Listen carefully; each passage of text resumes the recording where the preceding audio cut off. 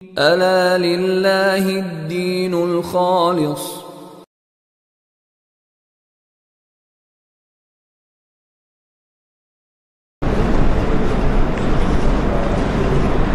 نحمدہ ونصلی علی رسولہ الکریم اما بعد فاعوذ باللہ من الشیطان الرجیم بسم اللہ الرحمن الرحیم۔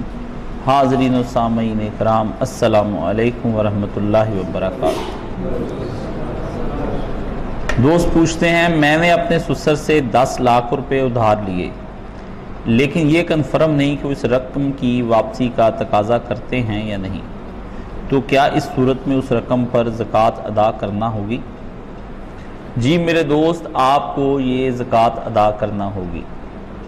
ہر وہ آدمی جس کی ملکیت اور جس کے پوزیشن، ایک ہوتی ملکیت ایک ہوتا ہے پوزیشن، قبضے میں جو چیز ہے نا، جو برت رہا ہے جس چیز کو، اس کی زکوٰۃ اسی نے دینی ہے۔ دنیا کے اندر جہاں کہیں بھی جن لوگوں نے مال اٹھوایا ہوا ہے اپنا کہ یہ آپ ہمارا مال لے جائیں اور بیچیں، تو جس نے مال لیا ہوا ہے وہ قرض دے گا، ٹھیک ہے، وہ زکوٰۃ دے گا، ٹھیک ہے۔ تو قرض والے کے اوپر جو ہے نا زکوٰۃ فرض ہے۔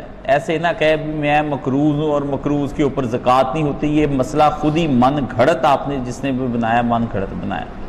ایک تو اس بندے نے احسان کیا بھی اسے قرضہ دے، ٹھیک ہے، قرضہ یہ استعمال کر رہا ہے، زکوٰتیں وہ دے رہا ہے۔ کیا الٹی اسکیم چلی ہوئی ہے۔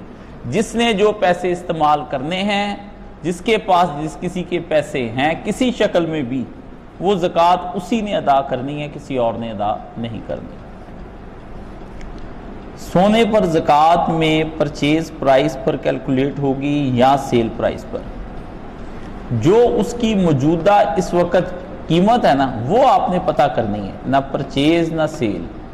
آپ نے دیکھنا کہ آج کل اس کی قیمت کیا ہے، اس کے مطابق آپ نے زکوٰۃ دینی۔ کہ آپ نے جس پہ خریدی، آپ کہتے ہیں کہ آپ کے ذہن میں ہوگا کہ میں اس کے مطابق دوں گا، 25,000 روپے تولہ آپ نے خریدا، اب آپ یہ کوئی آدمی اسے 30,000 روپے تولہ، وہ 30 بکے، جیسے بھی جو اس کی اس وقت ہے مارکیٹ ویلیو ہے نا، اس کے مطابق آپ نے اس کو نا سونا کی زکوٰۃ اس نے دینی۔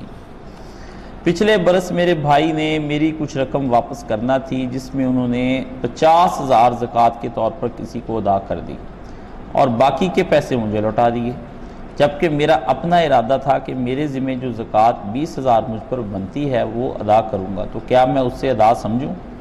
اور اس سال کی زکوٰۃ میں سے 30,000 جو پیشگی ادا ہو چکا ہے پچھلے برس، وہ اس سال کی زکوٰۃ میں سے منہا کر سکتا ہوں؟ بڑا عجیب سی بات دیکھیں بھی، یہ تو بھائی نے بڑی زیادتی کی۔ زکوٰۃ اس کی بنتی تھی آپ کی رقم کی، اور دینی بھی اسی نے تھی، لیکن یہ کیا ہوا کہ 5 لاکھ روپیہ زکوٰۃ میں سے اس نے 50,000 زکوٰۃ دے کے آپ کو 4.5 لاکھ واپس کر دیا۔ یہ تو کیا اس نے ظلم، سیدھا پر 5 لاکھ لیا تھا، 5 لاکھ واپس کرے گا، جو اس پہ زکوٰۃ بنی ہے وہ وہی ادا کرے گا، آپ کو ادا کرنے کی ضرورت ہی کوئی نہیں، آپ کیوں زکوٰۃ ادا کریں؟ اس لیے وہ اس میں سے منہا کر کے اس نے اگر دی ہے آپ کو زکوٰۃ نکال کے 50,000، پھر تو اس نے کی ہے زیادتی، ٹھیک ہے نا، 4.5 لاکھ آپ کو واپس کر رہا ہے، یہ تو زیادتی ہے، ٹھیک ہے۔ اگر اس نے 5 لاکھ آپ کو واپس کیا اور اپنی زکوٰۃ بھی الگ کر دی، تو اب آپ کو اس میں سے زکوٰۃ دینے کی ضرورت ہی کوئی نہیں ہے، آپ نہیں زکوٰۃ دیں گے، وہ ہو گئی آپ کی طرف سے، ٹھیک ہے نا، کیونکہ وہ استعمال کر رہا تھا، یہ اسی نے استعمال کیا۔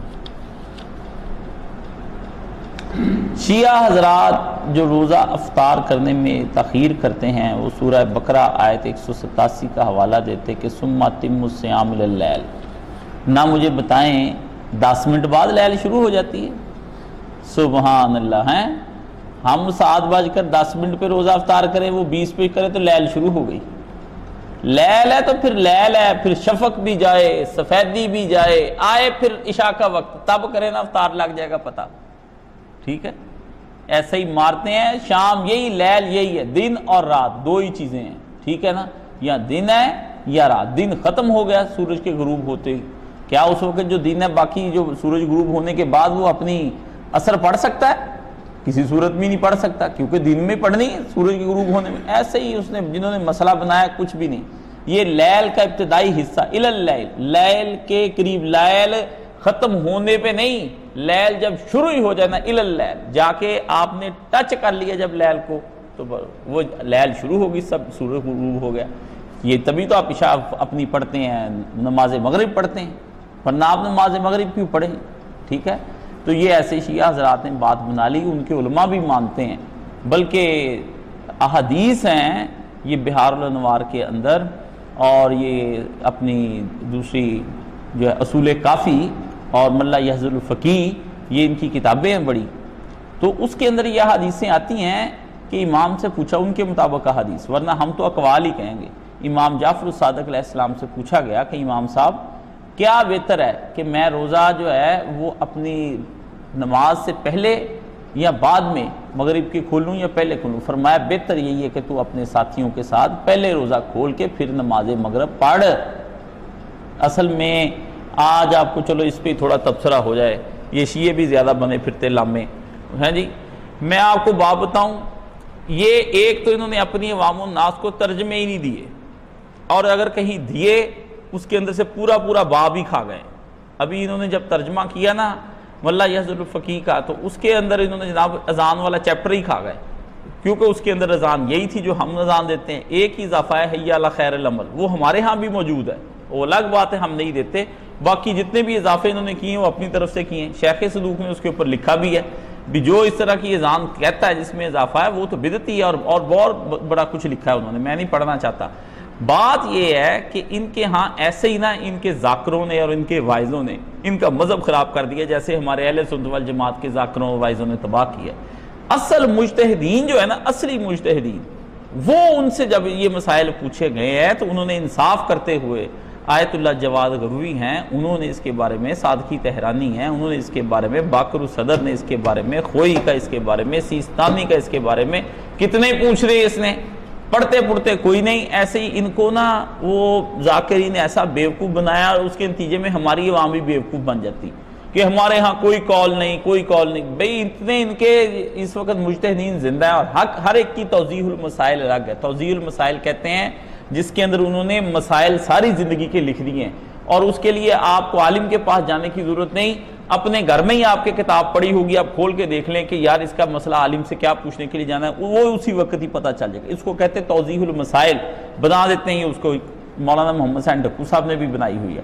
تو وہ توضیح المسائل ساری ایک دوسرے سے مختلف ہیں، کسی کا کوئی فتویٰ ہے، کسی کا کوئی فتویٰ ہے، کسی کا کوئی فتویٰ ہے۔ جب آپ سب ایک ہی جگہ سے دین سارا لے رہے ہیں تو فتوے مختلف کیوں ہو گئے ہیں جی؟ ہمیں تانا دیتے ہیں جی ان کے 4 امام بن گئے جی، ان کے ہم بڑے فتوے ہیں جی، جب ہم اہل بیت سے دین لیتے ہیں ایک ہی دین، اولنا محمد واوسطنا محمد وآخرنا محمد، پہلے تو ویسی حدیث ٹھیک نہیں ان کی، ٹھیک ہے، اور پھر یہ درمیان میں باتیں کرتے کہ ہمارا پہلا بھی محمد، درمیان والا بھی محمد اور آخری بھی محمد، ہمارے دین میں کوئی، دین میں کون کہتا ہے تبدیلی؟ مسائل میں تو اتنی تبدیلیاں میں نکال کے پرانے لوگوں کو دکھا دوں اور حیران رہ جائیں آپ ان کے۔ دوسری بات یہ ہے ان کے ہاں جو امام یا مجتہد کی وفات ہو جاتی ہے نا، اس کے بعد اس کے فتوے بھی کلوز ہو جاتے ہیں، ختم، نیا جو مجتہد ہے وہ نئے دور کا وہ مسائل بتائے گا، مردہ کی تقلید کوئی نہیں کرتے، ٹھیک ہے۔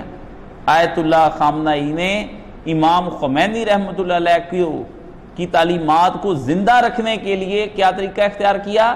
انہوں نے جو توضیح المسائل لکھی تھی نا، اسی کے اوپر اپنا فتویٰ اور مہر لگا کے کہا میرا بھی یہی فتویٰ جو ان کا فتویٰ تھا، تاکہ وہ پھر آگے زندہ ہی رہے، کام چلتا رہے، ٹھیک ہے نا۔ کیسے دیکھیں طریقے کے ساتھ کام کرتے رہیں، گھر کا بیدی لنکا ڈائے، ہم نے دیکھ لیا سارا کچھ، زیادہ اتنی چیخنے چلانے کی ضرورت نہیں، اور اہل سنت کو بھی مروب ہونے کی ضرورت نہیں، سارے کام دیکھے پڑھے لکھے ہوئے، پتہ ہے سارا کچھ، جانتے میاں جی غیر المغضوب آپ کا۔ ناپاکی کی حالت میں موبائل سے قرآن پڑھا جا سکتا ہے؟ بھائی جان ناپاکی اور چیز ہے، بے وضو ہونا اور چیز ہے۔ پہلے بھی بتایا تھا کہ جنابت کی حالت میں جب غسل واجب ہو جائے، قرآن مجید نہ موبائل سے، نہ ویسے، نہ زبانی پڑھا ہی نہیں جا سکتا، بس ختم فیصلہ۔ پاک ہو جائیں اس کے بعد بے وضو رہیں یا باوضو رہیں، پھر قرآن پڑھ سکتا ہے۔ ناپاکی ہے غسل آپ پر واجب ہے، یہ جو وضو واجب ہے اس کے اوپر اگر نہیں آپ نے وضو کیا تو آپ قرآن مجید پڑھ سکتے ہیں، موبائل سے بھی پڑھ سکتے ہیں۔ باقی ذرا خیال کر کے پڑھے بھی، اسی موبائل پہ آپ کیا کچھ کرتے ہیں، ہاتھ میں نماز میں پکڑ کے اس موبائل سے قرآن مجید نہیں پڑھ سکتے۔ سعودی عرب میں علماء پڑھ رہے ہیں اس وقت، اور وہ لوگ جواز بناتے ہیں۔ بات یہ کہ اس موبائل کے اندر ایک تقدس نہیں باقی رہ جاتا، آدمی اس کے اندر یا تو ایک بالکل ایک کنڈل لے نا جو ہمارے پاس بھی ہوتی ہے، اس کے اندر صرف کتابیں ہی ہوتی ہیں اور کچھ نہیں، وہ میرے پاس بھی موجود ہے، اس کے اندر قرآن مجید ہو تو وہ اس کو پڑھ سکتا ہے۔ اس کے اندر تو رتب و یاب صاحب کی باتیں، آپ کے گناہ، جھوٹ، آپ کی غیبتیں، سارا ریکارڈ آپ کا یہی ہے۔ قیامت والے دن جو ہے نا یہ اللہ میاں نے زیادہ لمبی ڈیوائس منگانی نہیں، موبائل لے آؤ کتنے ہے زونگ والا کھڈو یہ تے جائز والیاں سیما کھڈو یہ دوجیاں سارا چپ کر کے نکل آنا تہاڈا موبائل تھوڑے اللہ اللہ تے خیر صلاح۔ کیا انہیلر کے استعمال سے روزہ ٹوٹ جاتا ہے؟ بالکل نہیں ٹوٹتا۔ انہیلر لیا جا سکتا ہے، جس کو دمے کا مرض ہے وہ پریشر کے ساتھ ہوا لیتے تو انہیلر کے ساتھ نہیں وضو ٹوٹتا۔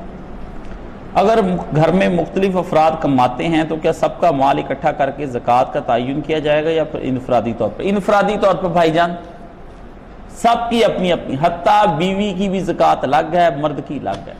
جو زیور آپ نے اپنی اہلیہ کو دے دیا ہے اس کی زکوٰۃ وہی دے گی، آپ نہیں دیں گے۔ اگر تو آپ نے بطور اس کو گفٹ پہننے کے دیا ہے پھر تو زکوٰۃ آپ دیں گے، اگر آپ نے اس کی ملکیت کر دیا ہے پھر زکوٰۃ وہ خود دے گی۔ لوگ پوچھتے ہیں وہ کہاں سے دے گی؟ وہ اپنا زیور بیچے اس میں سے دے زکوٰۃ 40واں حصہ، اگر وہ نہیں کماتی تو اس میں سے 40واں حصہ دے، اس لیے وہ اپنا زکوٰۃ الگ نکالے گی، اپنے پیسے کی بھی اس کو ماں باپ سے جو حصہ آیا ہے آپ کے اوپر نہیں اس کی ملکیت، وہ اس میں سے زکوٰۃ نکالے گی۔ وہ کوئی اپنا ایسا اس نے بزنس پہ پیسے لگا رکھے ہیں، اس کا بھائی یا کوئی اور بزنس کر کے اس کو پیسے دے رہا ہے اس میں سے زکوٰۃ دے گی۔ وہ اپنی جاب کرتی ہے، کوئی ایسا کام کرتی ہے، بڑی عورتیں خواتین جو ہے سونے کا کام آن لائن کرتی ہیں، وہ اپنی زکوٰۃ نکالے، جو وہ خود کما رہی ہے اور اس کے پاس سب کچھ اکٹھا ہو جاتا ہے تو اس کی زکوٰۃ وہ خود ہی دے گی۔ اگر عورت کفالت میں ہے مرد کی، اس میں بھی کفالت کی بات ہی ہے، کفالت میں رہتی ہے عورت، کفالت ہے اور چیز، ایک ہے اس کا خود ملکیت کوئی چیز ہو جانا، وہ ایک الگ چیز ہے۔ زیر کفالت میں ایسے ہے کہ اس کے بعد پیسے نہیں دیا کس طرح ہے، کل کو طلاق ہو گئی تو وہ زیور لے جا سکتی ہے اپنا، طلاق ہو جاتی ہے ایک عورت کو تو وہ اپنا زیور لے جائے گی، آپ اس کو یہ اتھارٹی دیتے ہیں کہ آپ عورت کو زیور لے جا سکتی ہو؟ تم نہیں، اگر تو آپ کہتے ہیں نہیں لے جا سکتی میرا ہے تو پھر تو اس کا مطلب آپ ہی زکوٰۃ دیں گے۔ اگر آپ نے کہا لے جائے میری طرف سے ہم نے دیا ہے دے، ٹھیک ہے نا، تو پھر وہ زکوٰۃ دے گی۔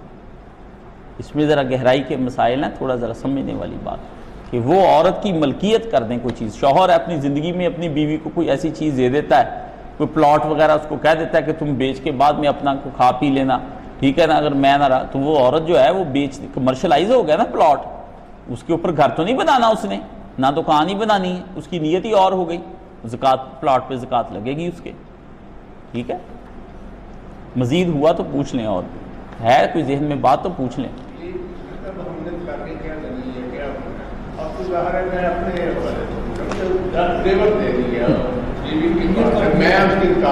نہیں، آپ اپنا کلیئر آپ دے رہے ہیں نا تو اس کا مطلب وہ آپ کا ہی ہے، آپ دے رہے ہیں آپ کا ہی ہے، اس لیے وہ آپ کا ہی گنا،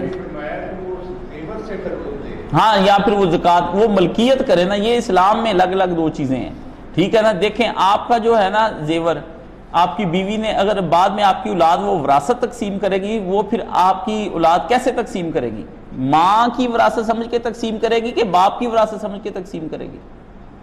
یہ بڑے گہرائی کے معاملے ہیں۔ شریعت اسلامیہ جو ہے وہ کہتی ادھر ہی حساب کر لو۔ آپ کو چلو بات سنا دیں، مولانا اشرف علی تھانوی رحمۃ اللہ علیہ جب جوان ہوئے تو یہ مسائل ڈیپلی پڑھتے گئے، جیسے جیسے آدمی پڑھتا ہے آپ کو پتہ علم میں اضافہ ہوتا ہے، یہ تھوڑی ہوتا ہے ابھی پہلے دن ہی عالم بن گیا۔ مولانا کو حقوق ادا کرنے کا بہت زیادہ تھا، ان کے ذہن میں آ گیا کہ اللہ نے حقوق سے پکڑ کر دی، اس لیے حضرت تھانوی رحمۃ اللہ علیہ کے جی کتابیں پڑھنے والا بندہ نا حقوق کے معاملے میں بہت خیال کرتا ہے۔ تو آپ کو پتہ چلا تو آپ نے کہا کہ میں پتہ کرایا کہ میرے ابا جی نے میری ماں کا حق مہر دیا تھا کہ نہیں، اب باپ بھی مر گیا ماں بھی مر گئی کچھ نہیں۔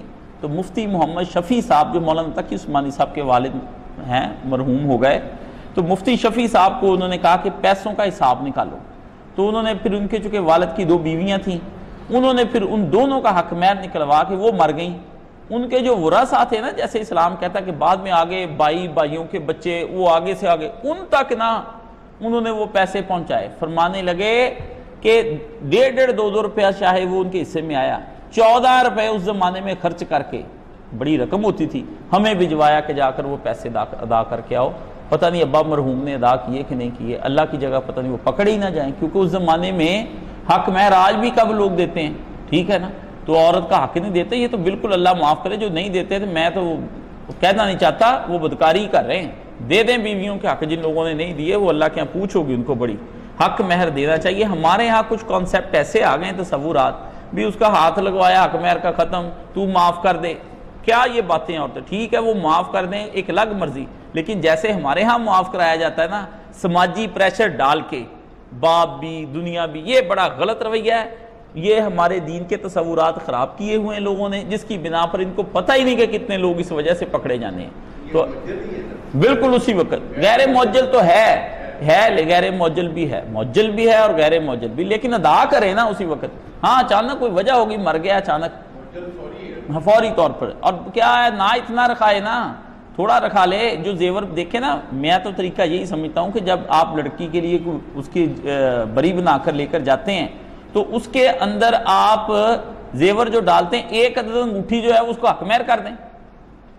میں ہمارے خاندان میں یہی ہے کہ جو انگوٹھی آپ نے زیور اتنا ڈالا ہوا ہے، 15-14 تولے ڈالتے ہیں، اس میں سے وہ آدھے تولے کی ایک انگوٹھی ہوتی 20-25 ہزار، بیٹا یہ تمہاری حق مہر ہو گیا، باقی زیور تمہیں جو بطور ابھی گفٹ کے اس نے دیا ہوتا ہے. یعنی یہ کچھ نہ کچھ کرنا چاہیے، یہ اپنے بچ جائیں جس طرح بھی ہو سکتا ہے. سرکاری ملازمین کی تنخواہوں سے کچھ پیسوں کی کٹوتی کی جاتی ہے اور ریٹائرمنٹ کے وقت اکٹھی دی جاتی ہے، یا اس کی جگہ گھر یا زمین دی جاتی ہے. کیا اس پر زکوٰۃ فرض ہے ہر سال یا ریٹائرمنٹ کے وقت؟ جب وہ مال آ جائے اس کے پاس اور سال کے شروع میں بھی یہ صاحب نصاب تھا، اور جب مال آ گیا تب بھی صاحب نصاب تھا، اس وقت پھر اکٹھی ایک ہی دفعہ کی زکوٰۃ اس نے ادا کرنی ہے. یہ اتنی بات ایک دفعہ کی ہے، بار بار نہیں، کوئی نہیں اس کے اوپر بار اب دے پھر دے، ختم ہی ہو جائیں گے. جمعے کے دن پرفیوم لگانا ٹھیک ہے یا نہیں؟ بالکل، بہت اچھی بات. جمعے والے نبی پاک صلی اللہ علیہ وسلم عید کے دن خاص موقع پر حضور بہترین خوشبوئیں نکال کے لگاتے تھے، اور آدمی کو باذوق ہونا چاہیے، خوشبو کے اوپر پیسے خرچ کرنے چاہیے. ایسے ہی نہیں اس کو اسراف سمجھے کہ یہ کوئی بہت اسراف کی چیز ہے، نہیں، اچھی اعلیٰ بہترین خوشبو لائے، اور ایسی لائے کہ جس سے لوگ تنگ نہ ہوں. سونگ کے بعد لوگ تو ویسے ہی کہتے ہیں یار یہ کیا لگا کے آ گیا، ٹھیک ہے نا. ایسی فضول سی خوشبو نہ لگانے سے بہتر ہے کہ آپ رہنے دیں، لیکن خوشبو لگانا چاہیے. پرفیوم کے اندر کہتا ہے الکوہل ہوتی ہے، بھائی آپ کو پہلے بھی بتایا یہ وہ چیز نہیں. آپ چپ کر کے پرفیوم لگائیں اور مسجد میں تشریف لائیں، ٹھیک ہے نا. نوافل ادا کرنے کے لیے کوئی خاص وقت ہے یا نہیں، یا کسی بھی وقت نماز کے بعد ادا کیے جا سکتے ہیں؟ 3 وقت: سورج نکلتے ہوئے، سورج ڈوبتے ہوئے، اور جب نصف النہار یعنی حج سے پہلے 1 گھنٹہ جو ہوتا ہے، یعنی ظہر کی نماز کے آغاز سے 1 گھنٹہ پہلے، اس کو ضحیٰ کبریٰ کہتے ہیں. وہ ضحیٰ کبریٰ جو ہے نا، وہ 1 گھنٹہ جو منع کیا گیا ہے، اور وہ چارٹ پر ہوتی ہے، وہ منع کر دیا گیا کہ اس میں آپ نماز نہیں پڑھ سکتے. باقی آپ سارے دن میں نماز کسی وقت بھی پڑھ سکتے ہیں. اس میں یہاں پہ ایک بات چھوٹی سی آپ کو سمجھا دوں جو اجتماعی طور پر سب کے ساتھ ہی ہے. یہ کہتے ہیں زوال کے وقت نماز نہیں ہوتی، یہ ایک غلط العام لفظ ہے. زوال کے وقت تو نماز ہوتی ہے. زوال آپ سمجھ لیں کس شے کا نام ہے. زوال کہتے ہیں سورج کے ڈھل جانے کو. تو سورج کے ڈھل جانے پر تو ظہر کی نماز ہو جاتی، اس کو زوال جو آ جاتا ہے، ٹھیک ہے. زوال سے پہلے جو ضحیٰ کبریٰ ہے نا، بڑی چاشت، بہت سورج چمک رہا ہوتا ہے، آب و تاب کے ساتھ عروج پہ پہنچا ہوتا ہے، اس وقت نماز نہیں پڑھنی، کیونکہ اس وقت جتنے بھی سورج کے پوجا کرنے والے اس کے عروج پر نماز اس کے لیے سجدہ کر رہے ہوتے ہیں. تو وہ آپ نے نہیں پڑھنی، زوال ہونے پہ پڑھنی ہے، ٹھیک ہے نا. کہتے ہیں زوال دا ٹائم ہے نماز نہیں پڑھنی، یہ غلط بات. زوال سے پہلے نماز نہیں پڑھنی، ٹھیک ہے نا. زوال کے بعد آپ نے نماز پڑھ لینی ہے. اسی کو نصف النہار کہتے ہیں. آدھی صبح گزر گئی، ٹھیک ہے، اسی کو آپ زوال کہہ لیتے ہیں، ٹھیک ہے نا. وہ جو پہلا وقت ہے ضحیٰ کبریٰ، وہ جو ہے اس کے اندر دیکھنا ہے آپ نے کہ وہاں نماز نہیں پڑھنی. وہ یہاں پہ چارٹ ہوتے ہیں. 10 منٹ کا زوال کا 10 منٹ گزر جائے تو زور شروع کی، تو مطلب کیا 10 منٹ تک پابندی ہے یا نہیں؟ وہ نصف النہار جو ہے نا احتیاط کے طور پہ 10 منٹ کا کہتے ہیں، 1 گھنٹہ پورا بنتا ہے. ضحیٰ کبریٰ سے لے کر نصف النہار تک، وہ 1 گھنٹہ تقریباً بن جاتا ہے۔ 11 بجے سے لے کر یہ 12 بجے تک نا اتنا ہو جاتا ہے، وہ آپ خود سکھا دیں گے آپ کو۔ قضا نماز کا طریقہ کیا ہے؟ قضا کا کوئی تصور نہیں اسلام میں، نماز فوت ہوتی ہے، ٹھیک ہے نا۔ جس آدمی کی ایسی حالت میں کہ سو رہا تھا، بے ہوشی اس کے اوپر طاری تھی، دماغ کام نہیں کر رہا تھا اس کا، بھول گیا، یہ صورتیں نماز کی ہیں۔ جب یاد آ جائے، جب آنکھ کھل جائے، جب دماغ بالکل ٹھیک ہو جائے، اسی وقت نماز اس کو اپنی جو رہتی ہوئی پڑھنی چاہیے، ٹھیک ہے۔ یہ کوئی نہیں کہ کیا طریقہ اس کا وہی ہے، جو اگر پوری پڑھنا چاہتا ہے تو بے شک پوری پڑھے رکھتے ساری، اگر صرف فرض پڑھنا چاہتا ہے تو وہ بھی پڑھ لے، کافی ہو جائیں گے اس کے لیے۔ نماز ایک عورت کو سمٹ کر پڑھنی چاہیے یا پھر مردوں کی طرح پڑھنی چاہیے؟ بھائی اہل حدیث تو سارے کہتے ہیں نماز مرد اور عورت کی ایک جیسی ہے، بالکل ویسے ہی رکوع کرے جیسے مرد کرتا ہے، ویسے وہ سجدے کرے، ویسے ہی وہ پشت اٹھا کے پیچھے سے دونوں ٹانگیں جیسے ہم کرتے ہیں عمومی مرد سجدہ، وہ اس طرح کرے۔ یہ تو اہل حدیث ہیں اور اس پر بڑے پکے ہیں اور بڑے ٹھکے ہیں، وہ اسی پہ دلیل کہتے ہیں کہ یہی ہونی چاہیے۔ تو جو اہل حدیث عورتیں ہیں وہ تو ان کے مسئلے کو مانتی ہیں، مسلک کو نہیں چھوڑنا چاہتی، وہ ویسے ہی پڑھیں جیسا کہ ان کو بتایا جاتا ہے۔ باقی رہ کے حنفی بھائی اور حنفی بہنیں، ان کی وہ کہتے ہیں مرد اور عورت کی نماز میں فرق ہے، جتنا عورت سمٹ کے پڑھے نماز، ٹھیک ہے نا، رکوع مناسب سا ہی کرے، جسم اس کا اس جو سجدہ ہے وہ بھی بالکل بچھا ہوا کرے جیسے ہماری دادیاں امیاں کرتی تھی، وہی کرنا چاہیے۔ مفتی مولانا محمد اسحاق مرحوم رحم اللہ تعالی استاد گرامی کا فتویٰ حنفی مسلک کی تائید میں تھا اور میرا بھی اسی کی تائید میں ہے، بلکہ ہم نے تو مولانا صاحب سے کہا نماز پڑھ کے دکھائیں کیسے پڑھی جاتی ہے، وہ انہوں نے پڑھ کے بھی ویسے دکھائی کہ اس طرح بچھ کے پڑھنی۔ اللہ اکبر، میرے ذہن میں سارا منظر آ گیا۔ اس وقت وہ چارپائی کے اوپر بیٹھے ہوئے تھے تو میں نے کہا ذرا کر کے دکھائیں، اسی طرح میں نے انہیں کہا کہ یہ پکڑیں کپڑا اور مجھے پردہ کر کے دکھائیں کیسے۔ تو پہلے قدیم محدثین جو ہوتے تھے وہ اپنے طالب علم کو وہ کام کر کے دکھاتے تھے کہ ایسے، ٹھیک ہے نا۔ تو میں نے اس طرح بھی کئی چیزیں ان سے سیکھی۔ اللہم اغفر لہ ورحمہ وادخلہ الجنہ واعذہ من عذاب القبر وعذاب النار، اللہم اغفر للمؤمنین والمؤمنات والمسلمین والمسلمات الاحیاء منہم والاموات۔ اللہ استاد جی کے درجات کو بلند فرمائے، ان کی قبر کو ٹھنڈا فرمائے، کروٹ کروٹ ان کو جنت الفردوس میں جگہ عطا فرمائے، اعلیٰ علیین میں مع صدیقین شہداء و صالحین و انبیاء ان کا حشر فرمائے۔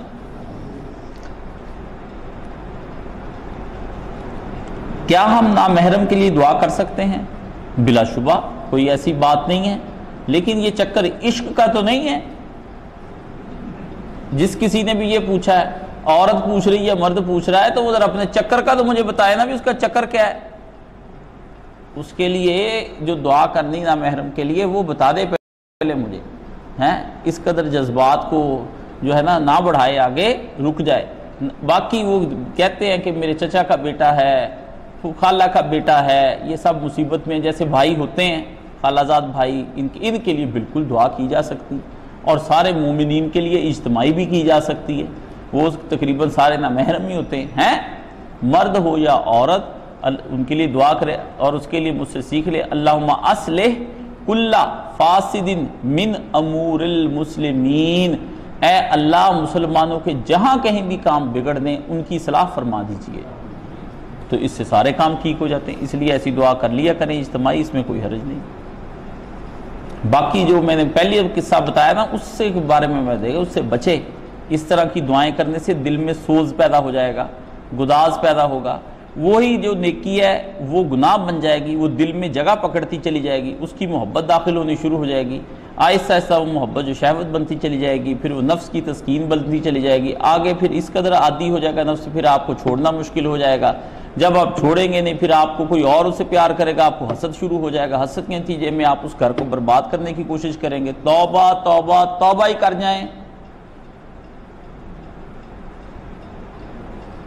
اللہ تعالیٰ سب کو اس سے مامون اور محفوظ فرمائے۔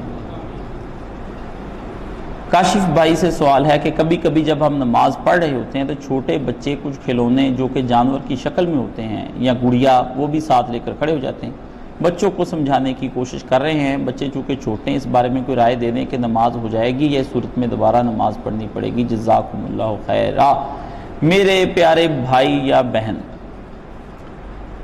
بچوں کے ہاتھ میں جو کوئی چیز بھی ہے وہ ان کے ہاتھ میں پکڑی رہنے دیں, ان کو بھی نماز پڑھنے دیں, آپ بھی نماز پڑھا کریں.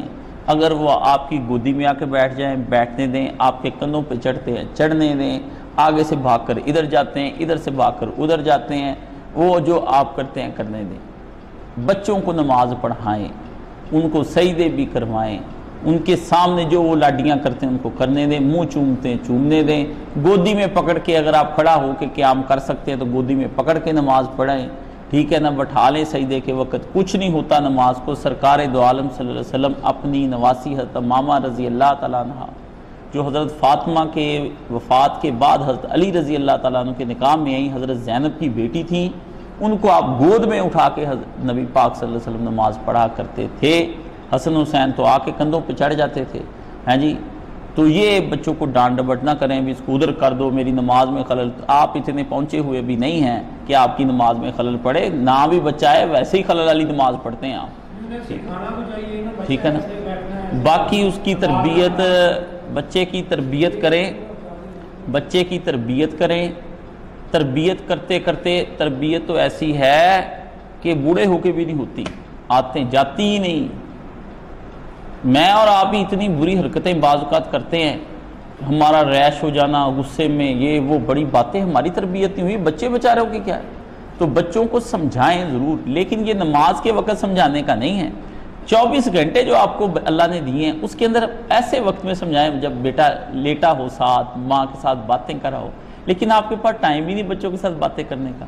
آپ تو کرتے ہیں سارا دن فونوں پہ باتیں, ہیں جی, ٹیلی فون, ایمو تے فیس بک تے فلانی چمکانی. بچوں کے ساتھ کون بات کرے گا. اللہ اللہ اللہ.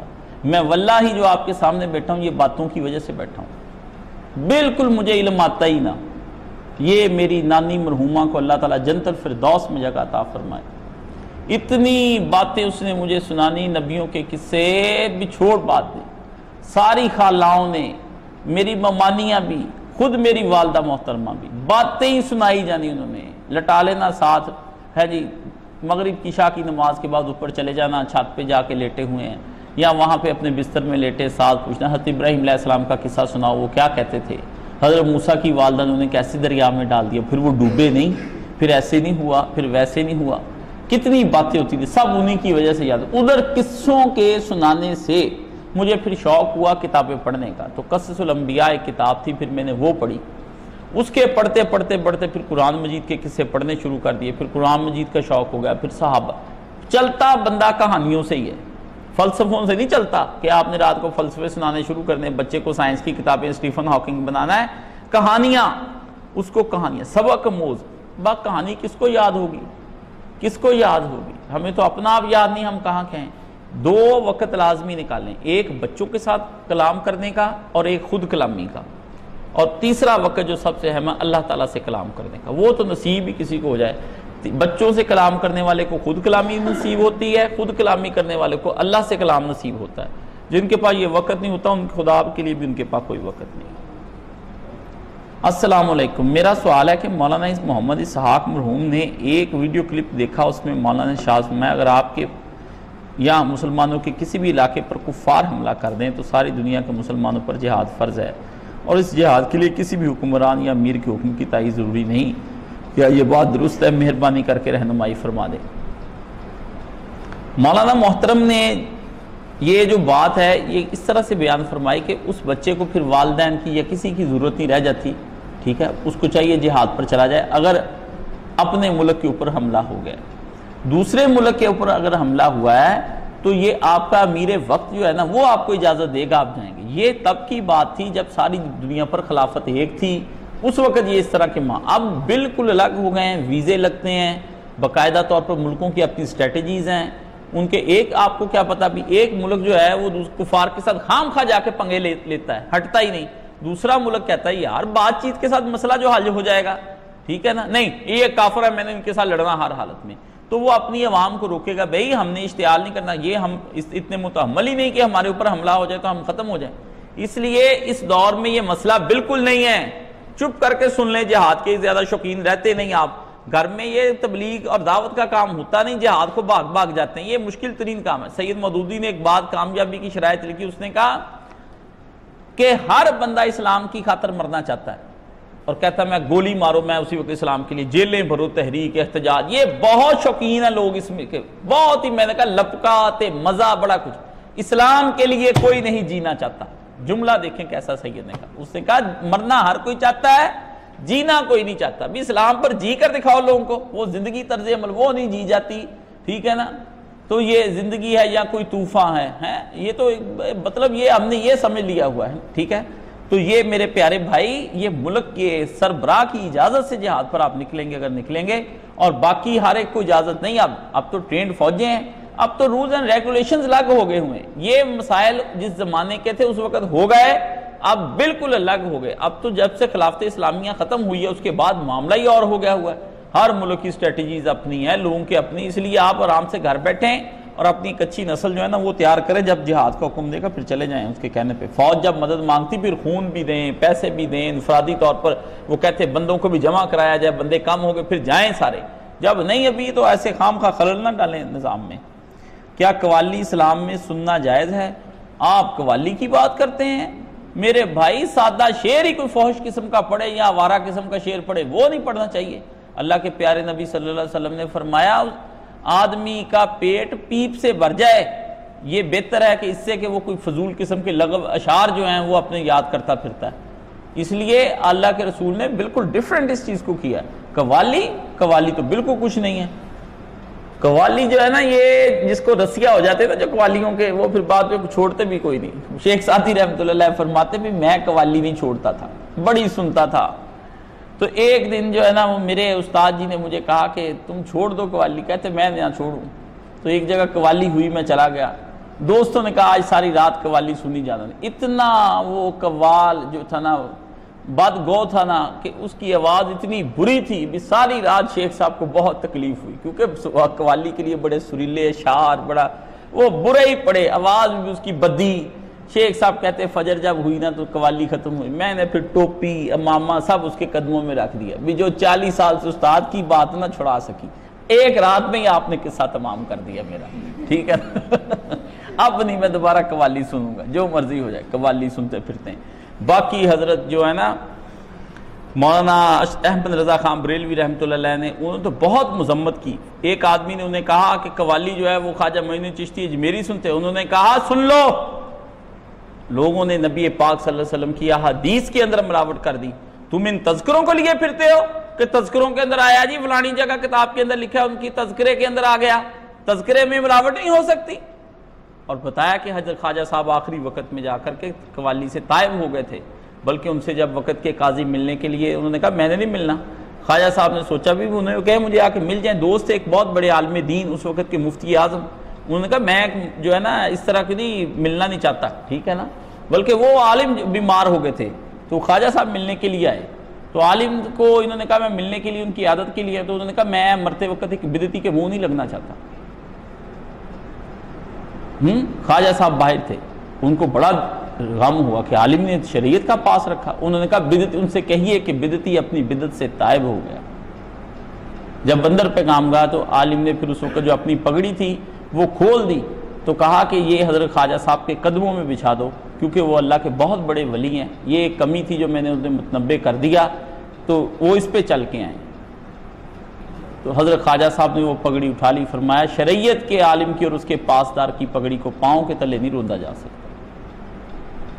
5 شرطیں میرے بھائی مسائل سماع کے اندر حضرت مولانا احمد رضا خان بریلوی رحمۃ اللہ علیہ نے رسائل رضویہ کے اندر لگائی ہیں کہ عورت نہ ہو، ایسا بچہ جو بے ریش کا چھوٹی عمر کا وہ بچہ نہ ہو، داڑھی جس کے نہ ہو وہ بچہ نہ ہو، فرمایا اشعار ایسے نہ ہوں جو آوارہ قسم کے ہوں، اور پھر مزامیر یعنی باجے گاجے نہ ہوں، ساز یہ نہ ہوں، اور پھر اس کے بعد فرمایا بلا کر نہ لوگوں کو اکٹھا باقاعدہ طور پر کیا ہو بھی آج محفل سماع ہے آ جائیں، فرمایا نہیں، بس اچانک بیٹھے تھے، ایک اٹھا اس نے نعت شریف پڑھ دی، ایک اٹھا اس نے اللہ کی محبت کے درد انگیز اشعار پڑھ دیے، اس طرح کا قسم ہو جائے۔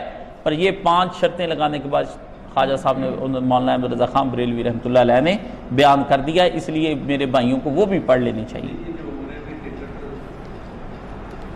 قوالیاں کرا کے عمرے کے ٹکٹ نکالتے پھرتے ہیں، کیا ہے؟ نہ اس کے بغیر نہیں دیا جاتا عمرے کا ٹکٹ، نعتیں بھی اور یہ سب ایسے نہ کریں، بالکل نہیں۔ اب تو وہ ایک آئی ہے باجی بلی، ہیں جی، وہ نعتیں پڑھ رہی ہے، باجی بلی بریلوی، انہوں نے اپنا نام یہ رکھا ہے جی، دیکھو باجیاں پڑھ رہی ہیں، ہیں جی، وہ ام حبیبہ ہے، وہ نعتیں پڑھ رہی۔ عورتوں کا تو بولنا مولانا احمد رضا خان نے فتاوی رضویہ 24ویں جلد میں کھول کے رکھ دیا کہ کوئی آدمی ان سے نہ سنے، یہ ساری چیزیں وہ انہوں نے بہت سختی کے ساتھ منع کر دی۔ دیکھو یار کیا ہو رہا ہے، ساری باجیاں کٹھی ہو کے آ جاتی ہیں، اس کے اوپر ARY پہ کپڑے، لپسٹکیں تھے، ماتھے تھے، یہ تھے وہ۔ ہمارے بھی پیغام ٹی وی کے اندر ایسا ہی تھا، وہ ایک سارا چودھری ہے، وہ ہو گئی تائب ہو گئی، اس نے اپنا نقاب شکاب کر لیا۔ وہ دیکھیں نگاہ ہی ہوتی ہے، وہ ٹی وی پر آپ عورتیں کیا کرتی پھرتی ہیں، آتی پھرتی، جائیں اپنا کام کریں۔ وہ اس کا چہرہ ہی پتہ چلتا ہے کہ یہ عام عورت کا چہرہ نہیں ہے، بھلے اس نے نقاب ہی کیا ہے، پلکیں بنی ہوئی، سوری ہوئی، سب میک اپ کیا ہوا، اسے پتہ چلتا ہے کیا ہو رہا ہے۔ نہ مولوی مر گئے ہیں جن سے دین لینا ہے انہوں نے۔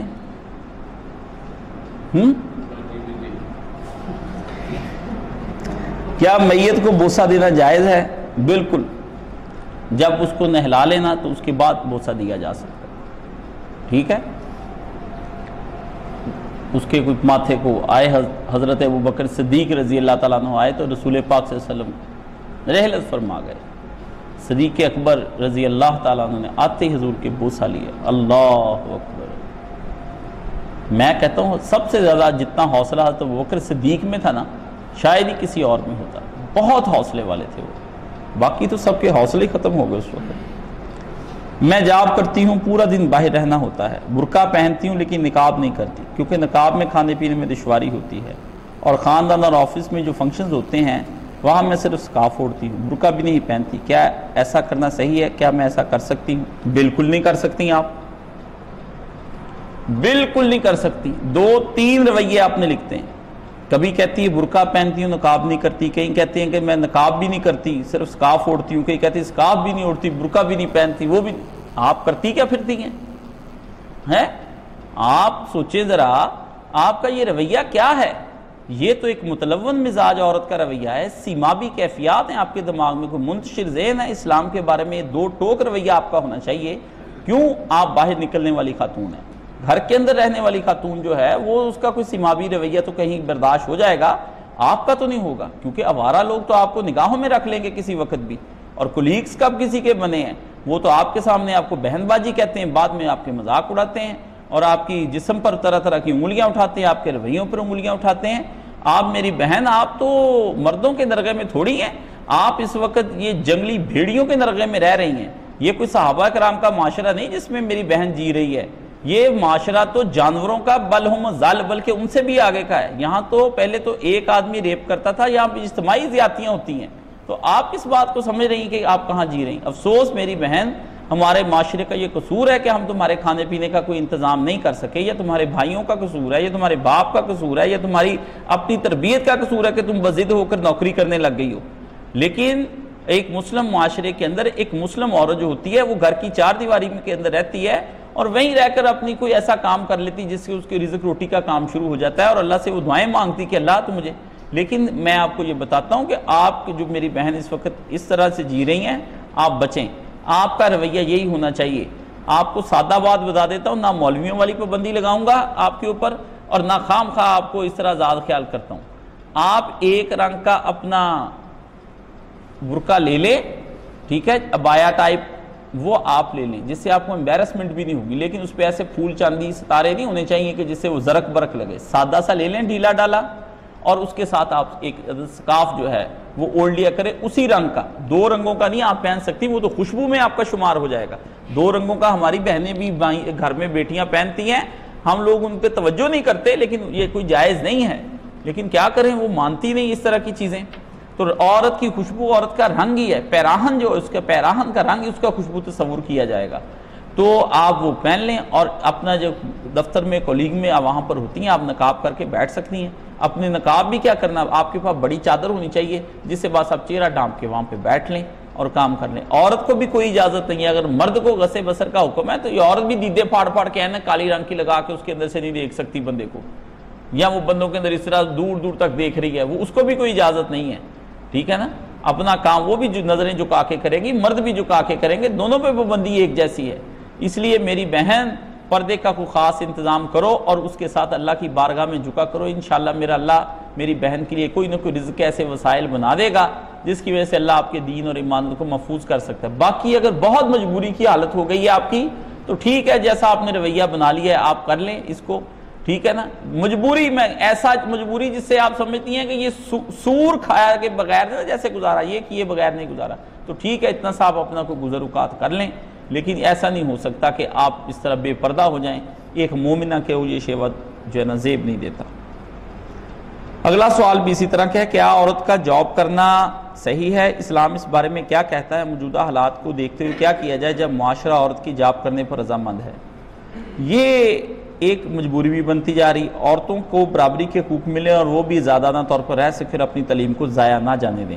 میری بہن, تمہاری تعلیم کچھ بھی نہیں ہے. تمہاری تعلیم ایک اخلاقی وجود کو ڈیولپ کرنا ہے کہ تم قرآن مجید پڑھو, احادیث رسول پڑھو, اور اگر تمہارے پاس جاب, تم ضروری نہیں کہ تم نے تعلیم حاصل کر لی اور پھر اب تم جاب کرتی پھرو, نہیں, بس تم نے جو تعلیم حاصل کر لی وہ دراصل اب اپنے بھائیوں کی تربیت پر, اپنے باپ کی تربیت پر, جب تم گھر میں اپنے والدین کی ہو, جب تم بیاہی جاؤ تو پھر شوہر کی تربیت اور بچوں کی تربیت پر. تمہیں دنیا کے اندر مادی وجود کو پالنے کے لیے نہیں لایا گیا میری بہن, تمہیں اخلاقی وجود کو پالنے کے لیے لایا گیا ہے.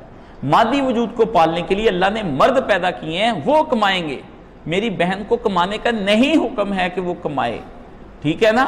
وہ اس بہن کو چاہیے کہ وہ اخلاقی وجود جو اس کے سپرد کیے گئے ہیں 4 طرح کے, جس میں مرد کے اندر اس کا باپ, اس کا بیٹا, اس کا بھائی, اس کا شوہر, اس کے بعد اس کے نواسے, اس کے پوتے پوتیاں, بیٹے بیٹیاں, بہنیں, یہ سارے اس کو ایک وجود بخشا گیا ہے. اس کی ماں, اس کی ساس, اس کا سسر, یہ وجود اس کو اخلاقی طور پر ان کو مضبوط کرنے کے لیے کہ ان کو تبلیغ کرے, ان کی تربیت کرے. آپ کے پاس تو یہی کام نہیں ختم ہونے والا. آپ کہتی ہیں کہ آپ باہر کے جو معاشرتی طور پر اس کو مسئلے کو حل کرنے کے لیے چلی. باقی اگر حالات میں اس طرح سے ہے تو وہ میں سمجھتا ہوں کہ وہ ٹھیک ہے, آپ مجبوری ہے, اب ایسے حالات ہو جائیں کہ اب نہیں کوئی آپ کی خبر لیتا تو آپ جاب کر سکتی ہیں. لیکن بات یہ ہے کہ آپ اس کو, یہ برابری کے حقوق آپ کے نہیں ہیں. آپ کب برابری کی بات کرتی ہیں؟ آپ مرد کے برابر ہو سکتی ہیں؟ کبھی بھی نہیں. آپ تو مرد سے بہت زیادہ افضل ہیں, بہت زیادہ افضل ہے. میری بہن کو پتہ ہونا چاہیے کہ وہ بہت زیادہ افضل ہے. وہ نبی نہیں بنی لیکن وہ نبیوں کو جنم دینے والی ہے. وہ رسول نہیں بنی لیکن وہ رسولوں کو جنم دینے والی ہے. حضرت عیسیٰ علیہ السلام نبی اور رسول ہیں, لیکن بی بی مریم نبی اور رسول نہیں ہیں, لیکن ان کی پاکیزگی کی قسمیں خدا قرآن میں کھاتا ہے. حضرت آسیہ نہ نبی ہیں نہ رسول ہیں, کچھ بھی نہیں, ایک امتی ہیں. وہ اللہ سے دعا کرتی ہیں کہ رب ابن لی بیتن, میرے لیے ایک اندہ کا فی الجنہ, اپنے ہاں میری ایک گھر بنا جو جنت کے اندر ہو. اللہ اس کی باتیں سنتا ہے اور اس کی مثالیں قرآن مجید میں دیتا ہے. آپ کیا سمجھتی ہیں آپ کون ہیں؟ حضرت فاطمہ رضی اللہ تعالیٰ عنہ نے کوئی نوکری نہیں کی, انہوں نے کوئی جاب, ان کے شوہر بہت تھوڑا سا کما کر لاتے تھے, فاقے گزرتے تھے گھروں میں, لیکن بی بی چکی پیستی, مشکیں پانی کی بھرتی, سارا دن گھر کے اندر جھاڑو دیتی ہیں جی. وہ مٹی کے گھر ہوتے تھے اور ڈسٹ جو ہے وہ اڑتی ہوگی, بی بی کے خدین ادھر چہرے پہ بھی اور سر پہ بھی پڑتی ہوگی. یہاں پہ کام بھی نہیں کرتی, ہاتھ ہی نہیں لگاتی گھر کا کوئی کام کر, شوہر کو الگ الگ نکرانیاں رکھنی پڑتی. آپ کبھی عورت کے تصور کو سمجھے, آپ بالکل ڈیفرنٹ ہیں.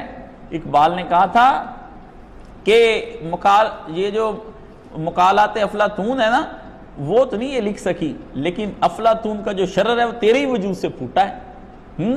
اگر تو فلسفی بن نہیں سکی, فلسفی جنم تجھ سے ہی لیتے ہیں. عورت تو بہت بلند مرتبوں پہ ہے, بس آپ دیکھ لیں کہ جنت اس کے قدموں تلے رکھ دی اللہ پاک نے. یہ بڑی بلند مرتبے پہ ہے, بہت بلند مرتبے پہ ہے.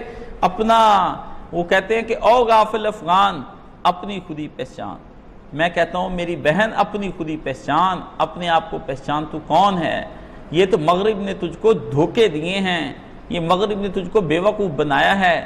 وہ تو تیرے وجود کو بھی جب تک تو مرد نہ بن جائے اتنی دیر تک تسلیم نہیں کرتے. آپ دیکھ لیں مرد نہیں تسلیم کیا. اس کی چوٹی تھی عورت کی, اس کو بوائے کٹ کٹوایا, پھر مردوں کے اندر شمار کیا. وہ سکرٹ پہنتی تھی, اگر آپ کو مغرب کی پرانی تہذیب کا پتہ ہو, نیچے تک ان کی سکرٹس ہوتی تھی, جب تک اس کو پینٹ نہیں پہنائی اس کو اپنے اندر نہیں لے کے آیا. ہیں جی, اس کو مرد سا کا لباس, مرد سا اس کو کپڑے, مرد کا سا بولنا اٹھنا بیٹھنا, پینٹ کوٹ ٹائیاں پہنوا دی اس عورت کو. ٹھیک ہے, تو نتیجتاً پھر اس نے قبول کیا. عورت ہوتے ہوئے کسی نے آج تک اس کو قبول نہیں کیا. ہم نے عورت ہوتے ہوئے اسلام نے عورت کو قبول کیا ہے کہ وہ عورت ہی رہے گی, کپڑے اس کے مردوں سے الگ رہیں گے, بال اس کے مردوں سے الگ رہیں گے, اس کا چہرہ ڈانپا رہے گا, وہ گھر کے اندر رہے گی, اور مرد نہ اس پہ تشدد کر سکتا ہے نہ مار سکتا ہے, بلکہ اپنے کھانے پہ اس عورت کے کھانے کو ترجیح دے گا کہ وہ اس کو, اور وہ کمائے گی بھی نہیں, شوہر کے پیسوں میں سے حصہ پائے گی, بیٹوں کے پیسوں میں سے حصہ پائے گی, باپ کے پیسوں میں سے حصہ پائے گی, بھائی کے پیسوں میں سے حصہ پائے گی. کمایا اس کو کمانے کی ضرورت نہیں ہے. یہ 4 جگہ سے وراثتیں وصول کرتی ہے عورت ہمارے ہاں. یہ ان لوگوں کو کیا پتا, بلکہ ہندوستان اور پاکستان کی تہذیب میں تو کفن بھی پیچھے بھائی دے کر آتے ہیں. کفن بھی بھائی پہنچاتے ہیں قبر کی دیواروں تک, ہم عیدیں دیں, شبراتیں دیں, ہیں جی, ان کے خرچے اٹھائیں, سب کچھ. یورپ میں 16 سال کی ہو جاتی اس کو گھر سے باہر نکال دیتے, جاؤ کماؤ اور کھاؤ. یہاں بھائی ان کی شادیوں میں دوہرے ہو جاتے ہیں, مقروض ہو جاتے ہیں, باپ بوڑھے ہو جاتے ہیں, پیسے جگہ جگہ سے اکٹھے کر کے ان کی شادیاں کرتے ہیں. ہیں جی, بعد میں کتنے سال قرض اتارتے, بچہ پیدا ہو جائے پھر اس کے پیسے دیتے ہیں. اسلام کے تصور کو تو آپ سمجھتے ہی نہیں. آپ کی بیٹیوں کی نان کی شک بنا کر لے کے جاتے ہیں کہ ہم نے اس کے دینے. تو یہاں کا جو مشرق کا تصور ہے عورت کا اور اسلام کا تصور, وہ مغرب سے میل نہیں کھاتا. اس حالات میں اگر آپ پھر بھی کہتی میں نے صرف جاب کرنی ہے اور اپنی مرضی سے اور اپنی تعلیم اور ایم بی اے وغیرہ کر کے, تو یہ تعلیم میں ایم بی اے کر کے, ایم فل کر کے, یہ پی ایچ ڈی کر کے اب کریں گی کیا؟ کچھ نہیں, اور نتیجہ بھی کچھ نہیں نکل رہا. کالجز میں پڑھاتی بھی ہیں, کیا نتیجہ نکل رہا ہے؟ لڑکیاں آوارہ ہو گئیں, بے شرم ہو گئیں, بے حیا ہو گئیں, گھروں سے بھاگنے والی ہو گئی, ناچتی گاتی. اب وہاں پہ ہوتا کیا ہے؟ نہ وہاں کوئی دین ہے نہ اسلام ہے. وہاں تو ٹیبلوز ہوتے ہیں. ٹیبلو کو پھر وہ جناب کنجر پونے کو انہوں نے بنا لیا, ٹیبلو کہہ دیتے ہیں. وہاں پہ سیلیبریٹی کو بلا کے ان کو ساتھ تصویریں کھنچواتی ہیں. عاطف اسلم جا رہا ہے, فلانا جا رہا ہے, وہ جا رہا ہے, اس کے گانے یہ وہ. نہ لڑکیاں پڑھ رہی ہیں, انگریزی قوم نے ڈھونڈ لی فلاح کی راہ. یہ ڈرامہ دکھائے گا کیا سین؟ پردہ اٹھنے کی منتظر ہے نگاہ, اقبال نے اس زمانے میں کہا تھا. اب پردہ اٹھ گیا ہے, پتہ لگ گیا کہاں پر لڑکیاں کہاں ہیں. اب آپ کو پتہ ہے یونیورسٹی نے وہ سرکولر نکالا ہے جی, گورنمنٹ یونیورسٹی کے اندر انہوں نے کہا ایک سرکولر نکالا گورنمنٹ نے. اب دیکھیں سرکولر نکالنے, آپ کو سرکولر ان پہ گزارے کرنے پڑے. کوئی لڑکا کسی لڑکی کے اتنا قریب نہ ہو کہ جس سے دونوں چمٹے ہوئے محسوس ہوں, دونوں کے درمیان میں 6 انچ کا فاصلہ ہونا بہت ضروری. یہ تازہ سرکولر نکلے یونیورسٹی کے اندر, 6 انچ کا فاصلہ ہونا بہت ضروری ہے. ہیں جی, اور کوئی کسی کے اس قریب اتنے ہو کے باتیں نہ کرے جس سے کچھ اور طرح کا جو ہے زاویہ نظر یا منظر بن جائے.